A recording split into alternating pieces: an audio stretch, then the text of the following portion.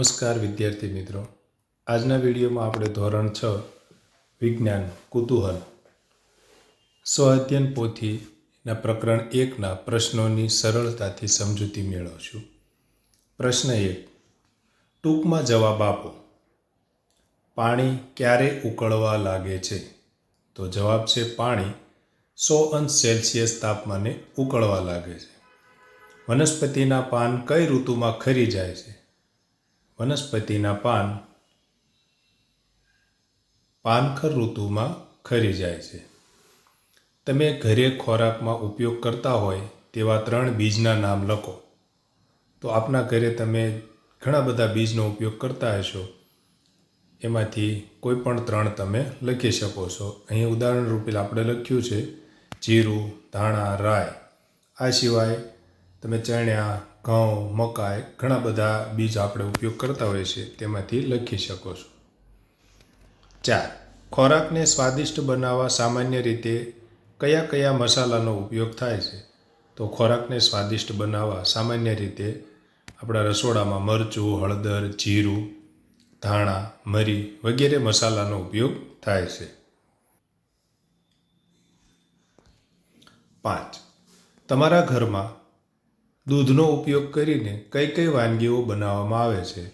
તો દૂધનો ઉપયોગ કરીને દહીં, છાશ, ઘી, પનીર, ખીર વગેરે વાનગીઓ બનાવવામાં આવે છે. તમારા મનપસંદ ભોજનની વાનગીઓની યાદી બનાવો. તો તમને અહીંયા જે વાનગીઓ ભાવતી હોય તે તમે લખી શકો છો. અહીંયા ઉદાહરણ રૂપે આપણે લખ્યું છે ખીચડી કઢી, ઢોકળા, પૂરી શાક, પુલાવ, ખીર વગેરે. તમારા ઘરે કયા કયા પક્ષીઓ આવે છે? તો આપણા આંગણામાં જે પક્ષીઓ આવતા હોય એ અહીંયા આપણે લખવાના છે. તો અહીંયા આપણા ઘરે ચકલી, કબૂતર, કાગડો અને પોપટ જેવા પક્ષીઓ આવે છે. તમે જાણતા હોય તેવા એક વૈજ્ઞાનિકનું નામ અને તેમની શોધ જણાવો. તો થોમસ આલ્વા એડિસને વીજળીનો બલ્બ વિકસાવ્યો હતો. આ સિવાય પણ કોઈ વૈજ્ઞાનિક અને તેની શોધ તમે જાણતા હોય તો એ તમે અહીંયા લખી શકો છો. 9, પાણીમાં ડૂબી જતી 2 વસ્તુઓના નામ આપો. કાચ અને ખીલી પાણીમાં ડૂબી જાય છે. 10, ઉનાળાની ઋતુમાં કયા કયા ફળ મળે છે? તો ઉનાળાની ઋતુમાં કેરી, તરબૂચ, ટેટી, દ્રાક્ષ વગેરે ફળ મળે છે. ચોમાસામાં આકાશમાં દેખાતા 7 રંગોના પટ્ટાને શું કહેવામાં આવે છે? ચોમાસામાં આકાશમાં દેખાતા 7 રંગના પટ્ટાને મેઘધનુષ્ય કહેવામાં આવે છે. કઈ વનસ્પતિના પાંદડા કદમાં મોટા હોય છે? તો કેળાની વનસ્પતિના પાંદડા કદમાં મોટા હોય છે. પ્રશ્ન 2, વિસ્તૃત જવાબ આપો. તમને કેટલાક બીજ આપવામાં આવ્યા છે. તમારે તેમાંથી એક છોડ તૈયાર કરી શાળાને ભેટ આપવાનો છે. તો છોડ તૈયાર કરવા તમે શું પ્રક્રિયા કરશો? તો શાળાને ભેટ આપવા માટે છોડ તૈયાર કરવાની પ્રક્રિયા નીચે મુજબ કરીશું. સૌપ્રથમ યોગ્ય કુંડું અથવા માટીવાળી જગ્યા પસંદ કરી તેમાં ખાતરવાળી ફળદ્રુપ માટી ભરીશું.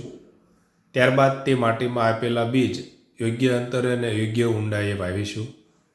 બીજ વાવ્યા પછી તેમાં નિયમિતપણે પૂરતા પ્રમાણમાં પાણી રેડીશું, જેથી તેને ઉગવા માટે જરૂરી ભેજ મળી રહે. કુંડાને પૂરતો સૂર્યપ્રકાશ મળે તેવી જગ્યાએ રાખીશું. થોડા દિવસોમાં બીજમાંથી અંકુર ફૂટીને છોડ તૈયાર થશે.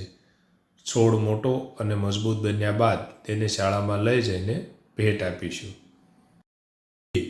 તમને કઈ ઋતુ સૌથી વધુ ગમે છે? શા માટે? તો અહીં તમને શિયાળો, ઉનાળો અને ચોમાસું આ 3માંથી જે ઋતુ ગમતી હોય એ કારણ સાથે અહીંયા લખવાનું છે. તો અહીંયા આપણે ચોમાસાની ઋતુ સૌથી વધુ ગમે છે અને એનું કારણ છે કે ભાઈ ચોમાસામાં ચારે બાજુ સુંદર હરિયાળી જોવા મળે છે, જે મનને શાંતિ આપે છે.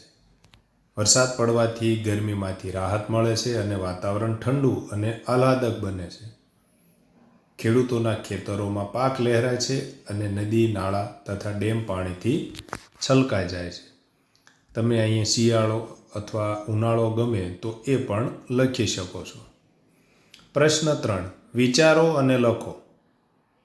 1, ચોમાસામાં વરસાદના થોડાક દિવસો બાદ રસ્તાની બંને બાજુ કેટલીક વનસ્પતિ ઉગી નીકળે છે. આવું શા માટે થતું હોય છે?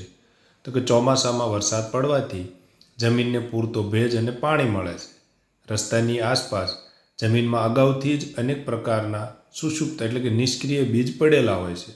વરસાદનું પાણી મળતાં જ આ બીજ સક્રિય થાય છે અને તેને અનુકૂળ તાપમાન તેમજ પોષણ મળવાથી તે ઝડપથી અંકુરિત થઈને વનસ્પતિ તરીકે ઉગી નીકળે છે. 2. તમારી સાયકલ ચલાવવામાં તમને વધુ બળ પડી રહ્યું છે તેમજ સાયકલ ચલાવતા અવાજ પણ આવે છે. આવું શા માટે થતું હશે? આ સમસ્યા ઉકેલવા તમે શું કરશો? તો આવું થવાનું કારણ છે કે સાયકલના સાંધામાં અથવા ચેનમાં ઘસારો વધવાથી કે પૂરતું તેલ કે ગ્રીસ ન હોવાને કારણે ઘર્ષણ વધી જાય છે અને તેનાથી પેડલ મારતી વખતે વધુ બળ પડે છે અને અવાજ આવે છે.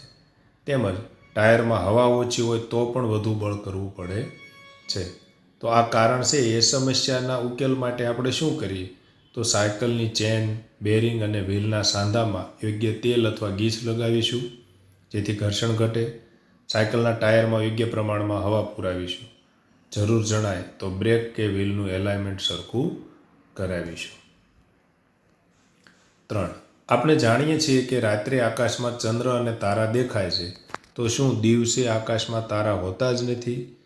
તો ના, દિવસે પણ આકાશમાં તારા હાજર જ હોય છે, પરંતુ સૂર્યના અત્યંત તેજસ્વી પ્રકાશને કારણે દિવસે આપણને તારા દેખાતા નથી. રાત્રે સૂર્યનો પ્રકાશ ન હોવાથી આકાશ અંધારું થાય છે અને દૂરસ્થ તારાઓ છે એ સ્પષ્ટપણે આપણને દેખાઈ આવે છે. 3. તમે સાયકલ ચલાવતી વખતે જોયું હશે કે જ્યારે તમે પેડલ મારવાનું બંધ કરો છો ત્યારે સાયકલ થોડે દૂર જઈને આપોઆપ ઊભી થઈ જાય છે અને એ ઊભી રાખવા તમે બ્રેક પણ નથી મારી તો તે કેમ અટકી ગઈ? તો પેડલ મારવાનું બંધ કરવા છતાં સાયકલ થોડે દૂર જઈને અટકી જાય છે તેનું મુખ્ય કારણ ઘર્ષણ બળ છે. સાયકલના ટાયર અને જમીન વચ્ચે તેમજ સાયકલના ધરી અને પેડલના ભાગો વચ્ચે ઘર્ષણ બળ લાગે છે જે ગતિને વિરોધ કરે છે. આ ઉપરાંત હવાનો અવરોધ પણ કામ કરે છે જેના કારણે સાયકલ ધીમી પડીને અંતે આપોઆપ ઊભી રહી જાય છે. પ્રશ્ન 4 છે. આપેલા ચિત્રને આધારે તમારી વૈજ્ઞાનિક સમજ મુજબ 5 વાક્ય લખો. અહીંયા ચિત્રમાં 4 પ્રાણીઓ છે એ જોઈ શકાય છે અને અવકાશમાં ચંદ્ર છે આપણે જોઈ શકીએ છીએ. તો એના આધારે આપણે 5 વાક્ય લખવાના છે. તો કે ચિત્રમાં દર્શાવેલું દ્રશ્ય છે એ રાત્રિના સમયનું છે જેમાં રાત્રે જોવા મળતા પ્રાણીઓ એટલે કે નિશાચર પ્રાણીઓ જોઈ શકાય છે. આ ચિત્રમાં ઘુવડ, ચામાચીડિયું, બિલાડી અને શિયાળ જેવા પ્રાણીઓ રાત્રિના અંધકારમાં ખોરાક શોધવા કે હરવા ફરવા માટે બહાર નીકળ્યા છે. ઘુવડ અને ચામાચીડિયું જેવા સજીવો રાત્રિના સમયે અંધકારમાં પણ જોવાની અથવા માર્ગ શોધવાની અદ્ભુત ક્ષમતા ધરાવતા હોય છે. જંગલ કે કુદરતી આવાસોમાં ઘણા જીવો સૂર્યપ્રકાશ ન હોય ત્યારે પોતાની શિકારી પ્રવૃત્તિ અથવા જીવન નિર્વાહનું કાર્ય કરે છે. આ પ્રકારના પ્રાણીઓની શારીરિક રચના અને ઇન્દ્રિયો જેમ કે તીક્ષ્ણ દ્રષ્ટિ કે સાંભળવાની શક્તિ તેમને રાત્રિના વાતાવરણમાં જીવિત રહેવા માટે અનુકૂળ બનાવે છે. અહીંયા બીજું ચિત્ર આપેલું છે જેના વિશે પણ આપણે લખવાનું છે. આ કોઈ જળચર પ્રાણીઓ છે એ આપણે જોઈ શકીએ છીએ પાણીમાં. તો આ ચિત્ર દરિયાઈ અથવા જળચર નિવાસસ્થાન છે. મહાકાય સમુદ્રની અંદરના પર્યાવરણનું છે જ્યાં પાણીની અંદર અદ્ભુત સજીવ સૃષ્ટિ જોવા મળે છે. ચિત્રમાં વિવિધ પ્રકારના રંગબેરંગી માછલીઓ, મોતી કે પરવાળાની રચનાઓ, શાર્ક અને દરિયાઈ કાચબો જેવા જળચર પ્રાણીઓ જોઈ શકાય છે. પાણીની અંદર રહેતા આ તમામ સજીવો પોતાના નિવાસસ્થાનમાંથી શ્વસન માટે ઓક્સિજન મેળવે છે અને તેમનું અનુકૂલન જળચર જીવનશૈલી મુજબ થયેલું હોય છે. દરિયાઈ પરવાળા ઘણા બધા નાના દરિયાઈ જીવો માટે કુદરતી આશ્રયસ્થાન અને ખોરાક પૂરો પાડવાનું અગત્યનું કેન્દ્ર છે. આ પ્રકારની જૈવ વિવિધતા પાણીની અંદરના પરિસ્થિતિકીય તંત્રને સંતુલિત રાખવામાં ખૂબ જ મહત્વપૂર્ણ ભૂમિકા ભજવે છે. આભાર. ફરી મળીશું નવા વિડીયો સાથે.